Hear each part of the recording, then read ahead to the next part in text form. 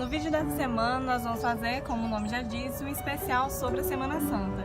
Especificamente nós vamos falar um pouquinho sobre o protagonismo de Jesus, bem como a perseguição religiosa na atualidade, um tema que não é muito tratado na nossa realidade.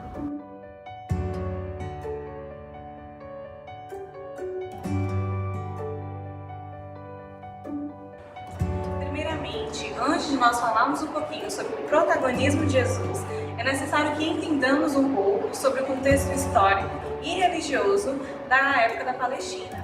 Bem, nós sabemos que em 722 a.C., esse território era dominado por povos estrangeiros. A partir de 63 a.C., foi que esse território passou a ser domínio dos romanos. Roma, na época, era a maior potência política e econômica. Bem, agora falando um pouquinho sobre Roma. Uma das formas de Roma exercer esse domínio era a cobrança de impostos. E essa cobrança de impostos nós sabemos que era feita de forma exagerada. Foi a partir desse contexto que Jesus nasceu. Então os ideais de Jesus vão surgir a partir dessa época e como nós sabemos que esses ideais eles repercutem até o dia de hoje. Mas vocês podem estar aí me perguntando quais são esses ideais que de certa forma confrontaram aquela situação. Bem, nós podemos falar primeiramente da questão de liberdade de escolha. E eu vou citar para vocês uma passagem bíblica. A passagem bíblica vai falar a questão do jovem rico. O que Jesus ofereceu para esse jovem rico? Ele chegou para Jesus e disse assim: Senhor, eu gostaria de saber o que eu faço para ser digno do céu. E aí Jesus estabelece para ele alguns pré-requisitos e a partir do momento em que esse jovem rico vê esses pré-requisitos, ele decide que ele não quer seguir Jesus. Nós também temos o exemplo do poço de Jacó, que nós vamos ter aquela mulher da Samaria. Então Jesus vai passando naquele poço e encontra com essa mulher. Então ele vai explicando para ela o que ele veio fazer, o que ele trouxe, e aquela mulher pega aquilo para ela e bota em prática. Então nós podemos aí exemplificar essa situação de liberdade de escolha. Bem, Jesus veio com uma proposta de mudança de mentalidade. Então, por um lado, nós tínhamos Roma, que exercia sua força, e por outro, nós tínhamos Jesus, que vinha com um discurso mais pacificador. Como exemplo que eu vou dar para vocês, vão ser as bem-aventuranças, que vai estar lá no capítulo 5 do livro de Mateus. Nessas bem-aventuranças, Jesus vai primeiro incitar a paz, ele vai falar da questão do pacificador, ele também vai falar da questão da justiça, Jesus vai ensinar a justiça. Também nós vamos ter lá em Mateus 5,7, Jesus ele vai instigar a empatia, compadecimento com relação ao próximo e principalmente o amor ao próximo. A partir desse contexto que nós falamos aqui, é necessário nós entendermos que algumas dessas atitudes fizeram com que Jesus fosse perseguido e elas estavam em contrariedade com o regime vigente, como eu já falei. Então nós vamos ter também como exemplo a questão de Jesus e os fariseus. Quem eram os fariseus? Os fariseus eram um grupo religioso daquela época. Eles tinham como finalidade a uniformização de suas tradições, então eles impunham as suas tradições. E Jesus, inúmeras vezes, ele vai confrontar esses fariseus e a sua hipocrisia, porque de certa forma eles acreditavam que eram mais santos, que eles eram mais dignos, e Jesus vem com a sua palavra e, na verdade, ele quebra toda essa doutrinação. Como, por exemplo, que eu vou dar para vocês, vai ser aquela passagem da Bíblia que nós vamos falar um pouquinho sobre o sábado. Por exemplo, teve uma passagem na Bíblia que Jesus ele estava passando com os seus discípulos e os discípulos sentiram fome. E isso foi num sábado. O que Jesus fez? Jesus pegou e foi dar o alimento, colheu o alimento para os discípulos ali no sábado. Contudo, quando os fariseus se depararam com essa situação, eles acharam que era inaceitável pelo fato de que, pela tradição, o sábado seria sagrado. Nós também vamos ter a questão de, por exemplo, lavar as mãos. Jesus teve uma determinada passagem da Bíblia que ele foi sentar à mesa e ele não lavou as mãos. Só que lavar as mãos, para os fariseus, era algo extremamente necessário. Jesus vem explicando em inúmeras passagens que para nós termos livre acesso a Deus, não vai ser preciso que eu siga de forma cega a lei, mas na verdade nós temos livre acesso a Ele. Nós sabemos que Jesus ele andou com uma classe que era considerada a escória da sociedade, são aquelas pessoas que eram desprezadas e muitas vezes elas viviam fora de suas comunidades. Como, por exemplo, nós vamos ter também que em várias passagens bíblicas, Jesus ele vai curar os leprosos. Não apenas os leprosos, ele vai curar os enfermos, ele vai curar os coxos.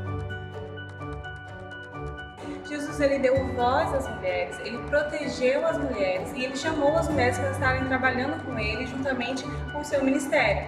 Como exemplo, nós vamos ter Maria Madalena, nós vamos ter Maria de Nazaré, que é a própria mãe de Jesus, nós vamos ter Susana, entre outras mulheres que foram assíduas no ministério de Jesus.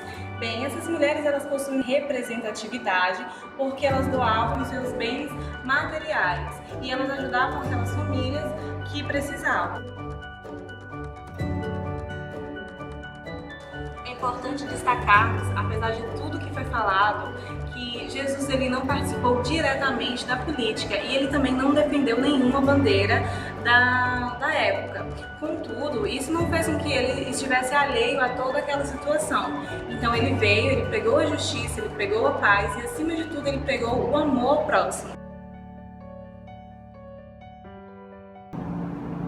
Bom, gente, assim como aconteceu com Jesus no seu período histórico, as perseguições religiosas ainda é um tema muito tratado atualmente, embora não seja tanto na nossa realidade brasileira. O número de cristãos que vêm sendo perseguidos e que deixam a igreja ou que deixam simplesmente de crer em Jesus Cristo por causa do medo vem aumentando muito. A perseguição religiosa, em sua definição clássica, é realizada e respaldada pelo Estado. Mas muito se sabe que grupos não estatais vêm realizando essas perseguições, como o Estado Islâmico e o Al-Shabaab, além de movimentos radicais e por líderes não cristãos de outras religiões. Assim, é possível perceber que essas religiões, essas perseguições ocorrem principalmente nos países em que não tem uma religião oficial cristã e que não se apresentam como laicos, tendo, por exemplo, principalmente a Coreia do Norte, o Afeganistão e a Somália, que lideram o ranking da lista mundial de perseguição aos cristãos, lida pela organização Portas Abertas.